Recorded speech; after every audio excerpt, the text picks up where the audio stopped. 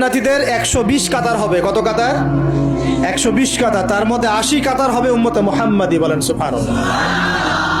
আর এই উম্মতে মুহাম্মাদির মধ্যে আরো 70,000 স্পেশাল মানুষ আছে। কত হাজার?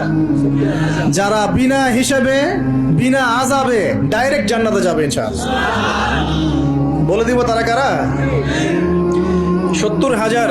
তবে অন্য একটা হাদিসে আসছে যে প্রত্যেক হাজারের সাথে আরো 70,000। তবে শর্ত কঠিন। কিরকম শর্ত? সাহাবীরা বসে ডিসকাস করছেন কে হতে পারে তারা। কেউ বলছেন তারা হয়তো প্রথম দিকের মুসলিমরা হবেন, কেউ বলছেন তারা হয়তো মুজাহিদরা হবেন, কেউ বলছেন তারা বদর যুদ্ধের সাহাবীরা হবে ইত্যাদি। তখন নবী সাল্লাল্লাহু আলাইহি ওয়াসাল্লাম আবার চলে আসলেন, ব্যাক করলেন। ব্যাক করে বলছেন তোমরা কি এই বিষয়ে কি বিষয়ে কথা বলছিলে? তখন সাহাবীরা বললেন আমরা তো ডিসকাস করছিলাম যে কারা হতে পারে সেই 70,000। নবীজি বললেন শোনো, ওই 70,000 মানুষ, এক নাম্বার, ওই 70,000 মানুষ পাখি উড়িয়ে ভাগ্য গণনা করে না। প্রথম কাজটা কি? মানে তারা ইসলাম এত কঠিন ভাবে পালন করে যে পাখি উড়িয়ে ভাগ্য গণনা বা হাত দেখা, রাশিফল, এরকম শিরিকের ধার কাছেও নাই তারা।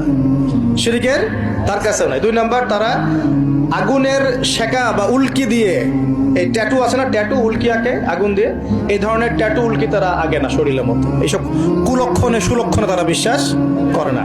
তিন নাম্বার, তারা অবৈধ ঝাড়ফুঁক করে না। অবৈধ ঝাড়ফুঁক করে না, বৈধ ঝাড়ফুঁক করা যাবে।